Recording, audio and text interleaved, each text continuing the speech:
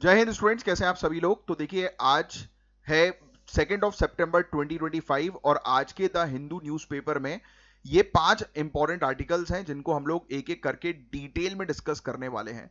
तो चलिए बिना समय वेस्ट किए फटाफट एक एक आर्टिकल्स को जो है वो कवर करते हैं। बड़े ही इंपॉर्टेंट आर्टिकल्स हैं, एंड तक जरूर देखिएगा। आइए गाइस, इस आर्टिकल की बात करें तो ये आर्टिकल बताता है कि इंडिया में हेल्थ इंश्योरेंस का सिस्टम काफी बढ़ गया है, खास करके सरकारी स्कीम्स जैसे आयुष्मान भारत की वजह से। लेकिन इस बढ़ती हुई पॉपुलैरिटी के साथ कुछ बड़े रिस्क और चैलेंजेस भी सामने आए हैं। सबसे पहले आर्टिकल यूनिवर्सल हेल्थ कवरेज की बात करता है।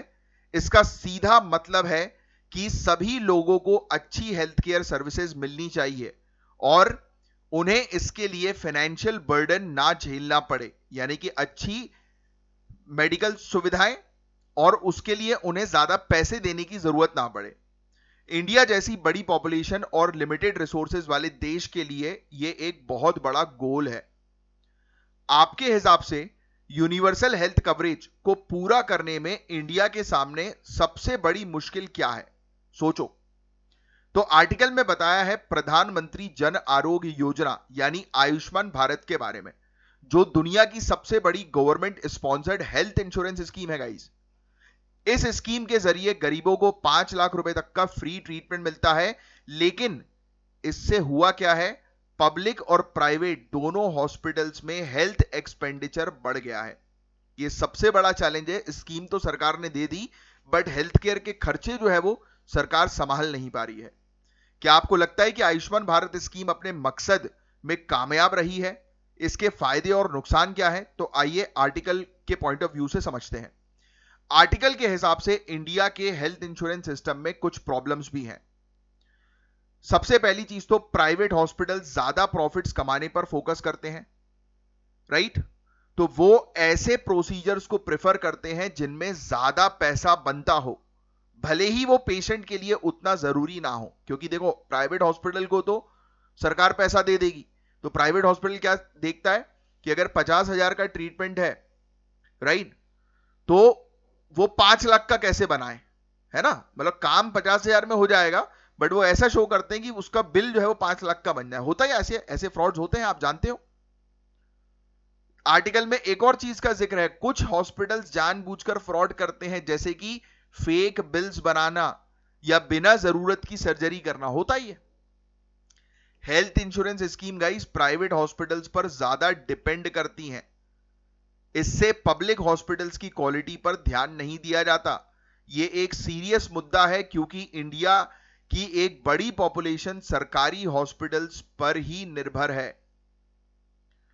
आपके अकॉर्डिंग हेल्थ इंश्योरेंस में होने वाली धोखाधड़ी को रोकने के लिए सरकार को क्या स्टेप्स लेने चाहिए? तो ये आर्टिकल गाइस काफी ज्यादा इंपॉर्टेंट है। और देखो, जो मैंने आपसे लास्ट क्वेश्चन पूछा ना कि सरकार को क्या स्टेप्स लेने चाहिए इस प्रकार की धोखाधड़ी को रोकने के लिए, तो इसका आंसर आप बताएंगे कमेंट बॉक्स पे। तो ये आर्टिकल आपके लिए काफी इंपॉर्टेंट है क्योंकि इससे कई टॉपिक्स कवर हो रहे हैं, जैसे हेल्थ, इंडियन इकोनॉमी का टॉपिक, हेल्थ सेक्टर में होने वाले खर्चे और पब्लिक प्राइवेट पार्टनरशिप को हमने कैसे लिंक किया। सबको अच्छी हेल्थ केयर सर्विसेज मिलना चाहिए, यानी कि यूनिवर्सल हेल्थ जो हेल्थ केयर जो ऑब्जेक्टिव हम लोग को देखने को मिलता है, या हेल्थ यूनिवर्सल हेल्थ कवरेज जो ऑब्जेक्टिव हमें देखने को मिलता है ना। और फिर सरकारी स्कीम्स में होने वाले करप्शन और फ्रॉड को रोकना है। अब देखो, यहां पर इस आर्टिकल में मुझे कुछ इंग्लिश के वर्ड्स मिले हैं जिसका आंसर आपको पता होना चाहिए, जैसे सब्सटेंशियल।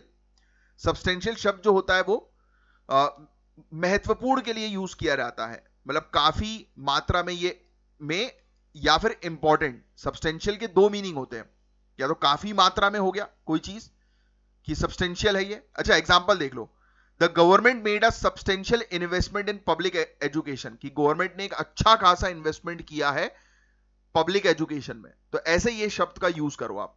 माल प्रैक्टिसेस का मतलब होता है गलत काम, है ना, किसी प्रोफेशनल द्वारा किया गया गलत काम या लापरवाही। जैसे डॉक्टर जो है उसके ऊपर मेडिकल माल प्रैक्टिसेस का आरोप लगा है, तो ऐसा है ना। तो इसका माल प्रैक्टिसेस का मतलब रीइंबर्समेंट आप समझते हो कि पैसे की वापसी, है ना, खर्च किए गए पैसों की वापसी।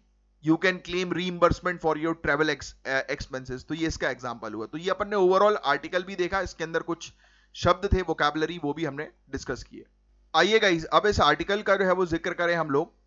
तो ये आर्टिकल जो है, इसकी शुरुआत में बताया गया है कि नॉइस पॉल्यूशन एक बहुत बड़ी पब्लिक हेल्थ प्रॉब्लम बन चुका है, खासकर इंडियन सिटीज में। इससे लोगों की नींद, सेहत, सुकून सब छीन रहा है।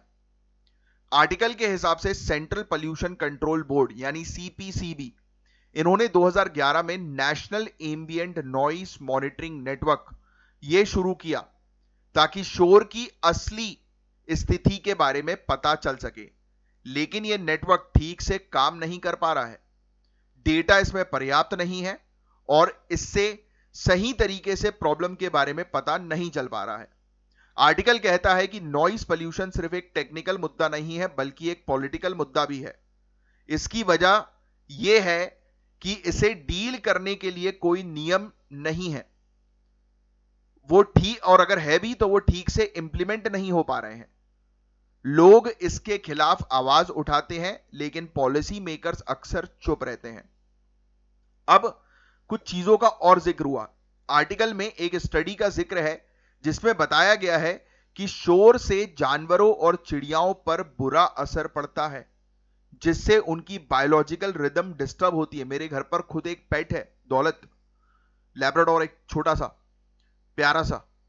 जब भी दिवाली होती है, फटाके फूटते हैं या तेज आवाज आती है, इवन तेज बिजली भी कड़क जाती है, तो वो बेचारा बहुत बुरी तरह से डर जाता है।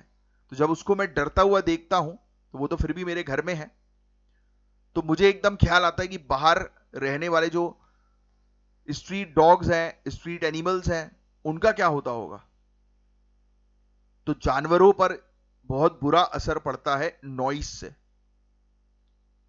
आपको बता दें, noise pollution regulation and control rule सन 2000, ये नॉइस को रेगुलेट करता है, ये वाला नियम, लेकिन इनकी इंप्लीमेंटेशन बहुत मुश्किल है। पुलिस, ट्रैफिक और लोकल अथॉरिटीज के बीच सही कोऑर्डिनेशन नहीं है, जिससे रूल्स के पालन नहीं हो पाते। इसमें जो ऑथर है, जो ये आर्टिकल लिख रहे हैं, वो कहते हैं कि नॉइस पॉल्यूशन पर पब्लिक और अथॉरिटीज दोनों में एपैथी होनी चाहिए, उदासीनता। हम इससे अपने अधिकार के खिलाफ एक गलत काम नहीं मानते हैं, इसलिए इसके खिलाफ सख्त कदम नहीं उठाते हैं। मतलब फॉर एग्जाम्पल कि लेट्स से कि एक कोई मंदिर है जहां पर बहुत तेजी से लाउड स्पीकर बज रहा है, या मस्जिद है या गुरुद्वारा है, जो भी रिलीजियस इंस्टीट्यूशन। अब उस लाउड स्पीकर से क्या निकल रहा है, सत्संग या सुंदरकांड हो रहा है या कुछ भी, तो माना क्या जाता है पब्लिक के बीच में कि अच्छी चीज तो है यार, ये अच्छी चीज है। बट लेट से कि कोई मेंटल पेशेंट है उसी वहीं पर ही, उसी कॉलोनी में, नजदीक में, और तब ये लाउड स्पीकर बज रहा है, तब उसकी हालत कितनी खराब हो रही होगी।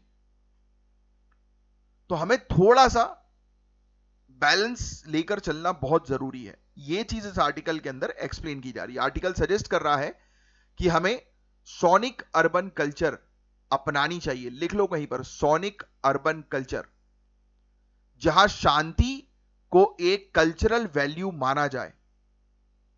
इसके लिए कॉलेज, स्कूल और कम्युनिटीज में अवेयरनेस बढ़ानी होगी। सही डेटा मॉनिटरिंग सिस्टम को सुधारना होगा। लोकल बॉडीज जैसे ग्राम पंचायत और अर्बन लोकल बॉडीज को नॉइस पॉल्यूशन कंट्रोल करने की जिम्मेदारी देनी होगी। नो हॉन्किंग डे जैसी अवेयरनेस इनिशिएटिव चलानी होगी। सिटीज को प्लान करते समय नॉइस को ध्यान में रखना जरूरी होगा। आपके हिसाब से नॉइस पॉल्यूशन को कंट्रोल करने में सरकार और नागरिक दोनों की क्या क्या जिम्मेदारियां हैं? तीन तीन जिम्मेदारियां आप अपने पास नोट डाउन करके लिखो और कमेंट बॉक्स पे भी लिख सकते हो। तो काफी इंपॉर्टेंट आर्टिकल जीएस पेपर 3 और जीएस पेपर 2 में आप यूज कर सकते हो, एनवायरमेंट में और गवर्नेंस में। इसमें कुछ कीवर्ड्स आए हैं। नॉइस पॉल्यूशन जैसे ध्वनि प्रदूषण होता है, एपैथी का मतलब होता है उदासीनता, डेसिबल जो होता है वो शोर मापने की यूनिट होती है, शोर नॉइस जो है उसको मेजर करने की जो यूनिट होती है वो डेसिबल होती है। इन्फोर्समेंट के बारे में तो आपको ऑलरेडी पता है कि किसी भी चीज को लागू करवाना। म्युनिसिपैलिटीज, नगर पालिका होती है। सोनिक अर्बन कल्चर ध्यान रखिएगा, एक ऐसी शहरी संस्कृति जहां शांति को महत्व दिया जाता है। कुछ और चीजें, एपैथी, इसका मतलब बेसिकली होता है कि लैक ऑफ इंटरेस्ट और कंसर्न, उदासीनता, कि ज्यादा इंटरेस्टेड नहीं है लोग, है ना। कि एनवायरमेंट के मुद्दे पर लोग इंटरेस्टेड नहीं है, कि कोई कचरा कर रहा है तो करे, हमें उससे क्या मतलब, है ना। ऐसा होता है ना कई बार, लोग जो है वो सड़क पर ही कुछ सामान फेंक देते हैं, बोलते हैं कि हम रोड टैक्स तो दे रहे हैं, हमें क्या मतलब। Yes, come on. फिर एक लर्च करके एक शब्द होता है, लर्च। इसका मतलब होता है to make a sudden unsteady और uncontrolled movement. The car lurched forward and then stalled, यानी कि आगे आगे झटका लिया। होता है ना कि गाड़ी को आप गियर पे डाल देते हो, एकदम से क्लच छोड़ देते तो गाड़ी धचका लेके रुक जाती है ना। गाड़ी को झटका लगा और फिर वो रुक गई, ये होता है ना, गियर डाल देते हैं तब। तो लर्च तो मतलब झटका लगना बोलते हैं उसको, है ना, झटका लगना, लर्च। और स्ट्रिंजेंट, स्ट्रिंजेंट का मतलब होता है स्ट्रिक्ट, कठोर, रिगरस, कि कंपनी के जो क्वालिटी स्टैंडर्ड्स जो है वो स्ट्रिंजेंट है, सख्त है ना। तो ये चीज, तो देखो ये वाली प्रैक्टिस भी की हमने। अब इस आर्टिकल की बात करें गाइस, तो आर्टिकल की शुरुआत ऑनरेबल सुप्रीम कोर्ट के एक बहुत ही इंपॉर्टेंट ऑर्डर से होती है, जो Bihar special intensive revision SIR को लेकर था। कोर्ट ने कहा कि अगर किसी का नाम इलेक्टोरल रोल से गलत तरीके से हटा दिया गया है तो उसे डेडलाइन के बाद भी ऑब्जेक्शंस फाइल करने का मौका मिलना चाहिए। इलेक्शन कमीशन ऑफ इंडिया ने कोर्ट के इस फैसले का स्वागत किया। इससे वोटर रजिस्ट्रेशन प्रोसेस में ट्रांसपेरेंसी और फेयरनेस बढ़ेगी। मतलब अगर आपने किसी का नाम अगर इलेक्टोरल रोल से हटा दिया है तो बाद में भी वो व्यक्ति जो है वो जाकर केस कर सकता है कि भाई मेरा नाम क्यों हटाया। कुल मिलाकर ये इसका मेन चीज थी। इससे ट्रांसपेरेंसी बढ़ेगी, अकाउंटेबिलिटी बढ़ेगी। जो एप्लीकेशंस 1 सितंबर की डेडलाइन के बाद आई हैं उन पर भी विचार किया जाएगा, जिससे ज्यादा से ज्यादा सही लोगों को शामिल किया जा सके, ये ऑब्जेक्टिव है। तो आर्टिकल में एक चिंता भी उठाई गई है कि बिहार में 1.5 लाख नए वोटर्स ने फॉर्म 6 भरा था, लेकिन इसमें से सिर्फ 80,000 लोगों को दोबारा शामिल किया गया है, जबकि 65,000 से ज्यादा लोगों को हटा दिया गया। इलेक्शन कमीशन ऑफ इंडिया और पॉलिटिकल पार्टीज के डेटा में इस विषय पर बहुत अंतर है, डिफरेंसेस हैं। तो आर्टिकल कहता है कि बिहार की सुप्रीम कोर्ट की सर्विसेज एक अच्छी सीख है। मतलब आर्टिकल ये कह रहा है कि बिहार को लेकर ऑनरेबल सुप्रीम कोर्ट ने जो चीज बोली है वो एक अच्छी चीज जो है वो बताई है। इसमें मतलब सही डिसीजन लिया।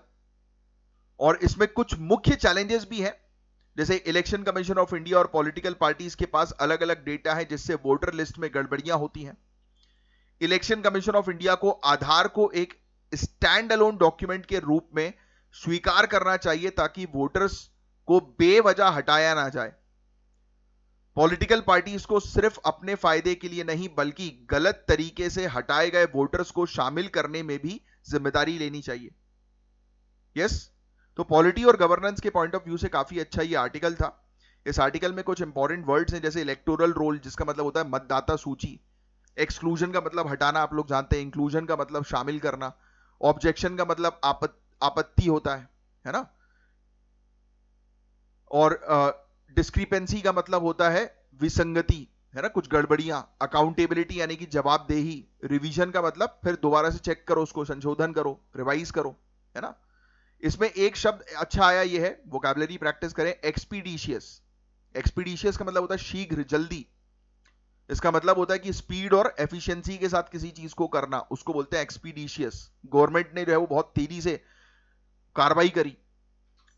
एक वर्ड है एबहॉर्ड।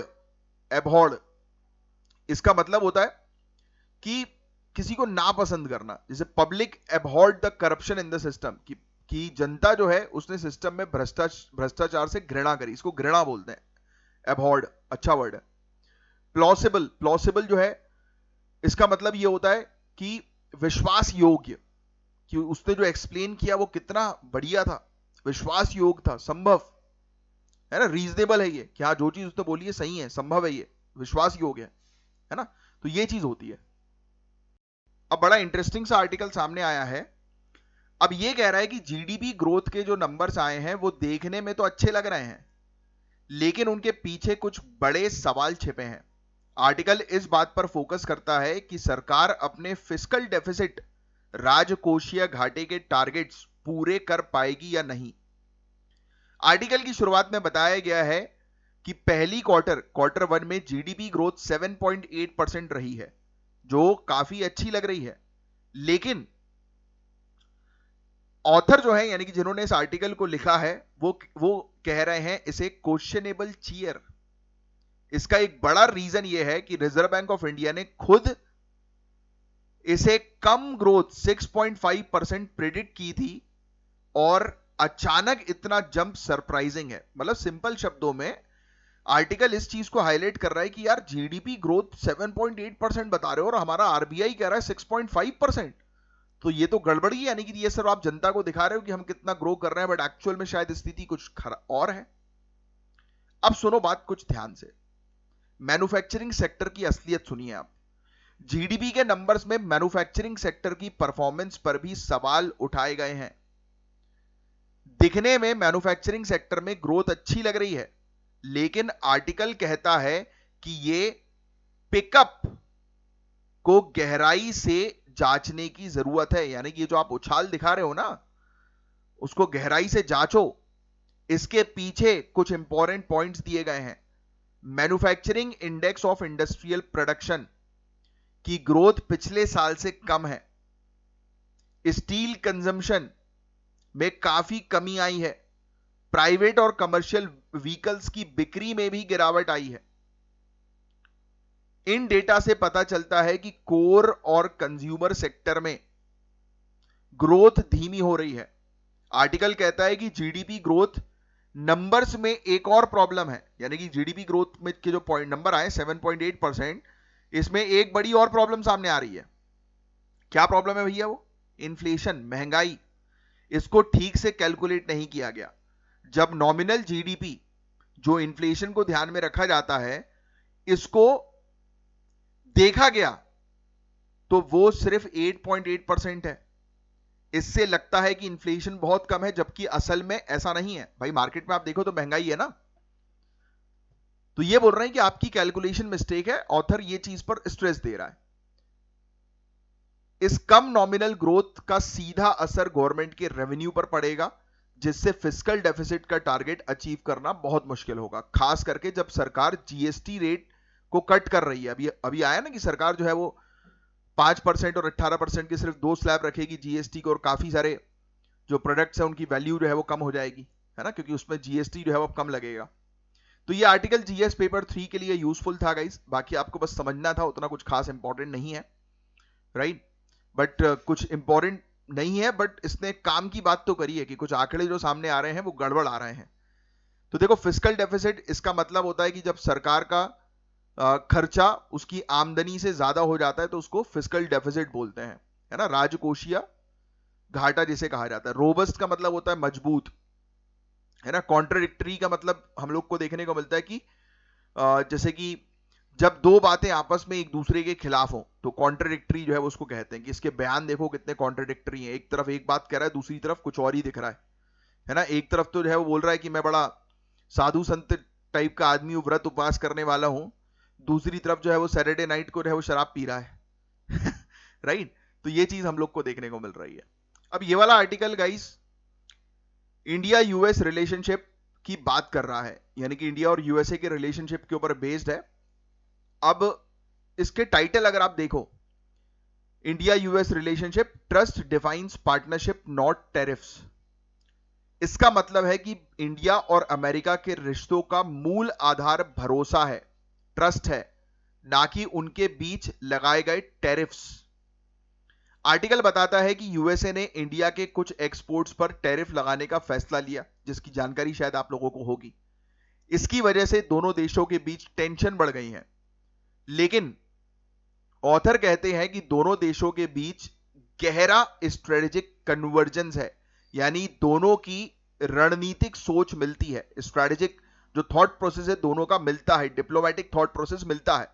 मतलब कुल मिलाकर अगर हम एक दूसरे के साथ जो है वो टेरिफ खेल रहे हैं, यानी कि इंडिया और यूएसए आपस में एक दूसरे के कस्टम ड्यूटीज को बढ़ा रहे हैं, बट उसके बावजूद भी दोनों साथ में बैठकर खाना खा रहे हैं, है ना, कि भाई बिजनेस में कोई दोस्ती यारी नहीं, वैसे तुम्हारी और मेरी विचारधारा बहुत अच्छी मिलती है। होता है ना ऐसे, काफी बड़े बड़े बिजनेसमैन आप देखेंगे एक दूसरे के साथ कंपीट करते हैं या फिर आप अपने फ्रेंड्स के साथ तैयारी कर रहे हो एग्जामिनेशन की, टेस्ट दे रहे हो, दोनों का स्कोर कितना, किसका कितना ज्यादा है किसका कितना कम है, उस पर फोकस नहीं है, कंपटीशन पर फोकस है कि आगे बढ़ना है, बट फिर उसके बाद साथ बैठकर खाना भी खा रहे हो आप। यानी कि बिजनेस में आपकी लड़ाई चल रही है, कंपटीशन चल रहा है, प्रोफेशनली आप लड़ रहे हो, कंपीट कर रहे हो, बट पर्सनल लेवल पर एक दूसरे को मुस्कुरा रहे हो, खाना खिला रहे हो एक दूसरे को, अपने हाथ से बोल रहे हो यार तुम बढ़िया आदमी हो यार, विचारधारा सेम है। ये आर्टिकल उस चीज का जिक्र कर रहा है। आपके अनुसार बताओ कि इंडिया और अमेरिका के रिश्ते में स्ट्रेटेजिक कन्वर्जेंस का क्या मतलब है? ऐसा क्वेश्चन बन भी सकता है। और स्ट्रेटेजिक कन्वर्जेंस मैंने आपको यही बताया ना कि दोनों की रणनीतिक सोच जो है वो मिल रही है, रणनीतिक स्ट्रेटेजिक जो थॉट प्रोसेस है वो दोनों की मिल रही है।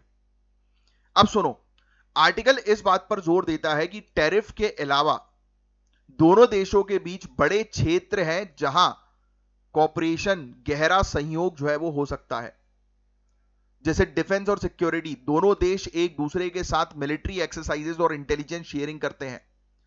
यह पार्टनरशिप दोनों की सिक्योरिटी के लिए बहुत जरूरी है। एनर्जी और क्लीन टेक्नोलॉजी की बात करें तो दोनों देश रिन्यूएबल एनर्जी और क्लीन टेक्नोलॉजी में सहयोग कर रहे हैं, जो ग्लोबल क्लाइमेट चेंज से लड़ने के लिए बहुत इंपॉर्टेंट है। नासा और इसरो स्पेस मिशंस लेकर आते हैं, जैसे कि निसार प्रोजेक्ट हो गया हमारा। क्या मुझे निसार प्रोजेक्ट के बारे में आप बता सकते हो कि निसार प्रोजेक्ट किससे रिलेटेड है? ये मिलकर काम कर रहे हैं ऐसे प्रोजेक्ट पर। साइंस और टेक्नोलॉजी के क्षेत्र में काफी प्रगति हो रही है इसरो और नासा के कोलैबोरेशन के थ्रू। आर्टिकल में बताया गया है कि IT service, James and jewelleries, textiles, chemicals, ऐसे सेक्टर में इंडिया का यूएस में एक्सपोर्ट्स बहुत ज्यादा है, जो कि टैरिफ से कम प्रभावित होते हैं। तो यह चीज यहां पर बताने की कोशिश की गई। बट यस, आर्टिकल कहता है कि इस रिश्ते में कुछ चुनौतियां भी हैं, जैसे कि ट्रेड डिस्प्यूट्स, आपस में ट्रेड को लेकर वो हुआ ना, ट्रेड वॉर, आपस में एक दूसरे के प्रोडक्ट्स को महंगे कर रहे हैं, टैक्सेस बढ़ा रहे हैं। लेकिन ऑथर का मानना है कि ये डिस्प्यूट्स रिश्ते की फाउंडेशन को कमजोर नहीं करते, कि हम बिजनेस में भले ही एक दूसरे को गोली मार देंगे, प्रोफेशनली भले ही हम लड़ते हैं, बट इमोशनल लेवल पर, पर्सनल लेवल पर हम दोनों एक साथ ही हैं। तो दोनों देशों को टैरिफ और ट्रेड डिस्प्यूट्स से आगे बढ़कर स्ट्रेटेजिक इकोनॉमी और पीपल टू पीपल कॉन्टैक्ट से अपने रिश्ते और मजबूत करने चाहिए। तो ट्रस्ट ही पार्टनरशिप का आधार है। कितना अच्छा आर्टिकल है, देखिए आप। International relation GS paper 2, GS paper 3 में आप इसका उपयोग कर सकते हो। चलो आप कुछ कीवर्ड्स के बारे में बात करें तो टैरिफ का मतलब होता है आयात शुल्क, आयात निर्यात दोनों को ही बोलते हैं वैसे तो हम, है ना, शुल्क जो लगता है। पार्टनरशिप का मतलब सभी लोग जानते हो। स्ट्रेटेजिक कन्वर्जेंस का मतलब होता है रणनीतिक अभिसरण, मतलब जो मैंने भी आपको एक्सप्लेन किया कि स्ट्रेटेजिकली हम दोनों की सोच मिल रही है, थॉट प्रोसेस दोनों की एक जैसी है। आप ऐसा ये भी लिख सकते हो ब्रैकेट में, strategic thought process. Trade dispute के बारे में आप जानते ही हो, व्यापारिक विवाद। बायलैटरल रिलेशन, दो कंट्रीज के बीच में आपस के रिलेशंस। नॉमिनल, नाम मात्र, है ना। अब कुछ और अच्छे वर्ड्स हैं, ये समझो आप। सब्सटेंशियल, मैंने आज की लेक्चर में आपको बताया, देखो 2 बार आ गया आर्टिकल में कि काफी इंपॉर्टेंट कोई चीज होती है तो उसको सब्सटेंशियल हम लोग बोलते हैं। रोबस्ट का मतलब भी स्ट्रांग होता है, ये रोबस्ट भी दूसरी बार आ गया, है ना। और कन्फाउंड, कन्फाउंड जो होता है इसका मतलब होता है टू कॉज सरप्राइज और कंफ्यूजन। कन्फाउंड हो रहा है, ये डेटा जो है वो एक्सपर्ट्स के बीच में कंफ्यूजन क्रिएट कर रहा है, भ्रमित कर रहा है, उलझन में डाल रहा है ना, उसको बोलते हैं कन्फाउंड, है ना। तो ये चीजें हैं गाइस, और ये आर्टिकल्स हमने पूरे डिस्कस किए आज के द हिंदू में जो एडिटोरियल्स वाले सेक्शन में आए थे।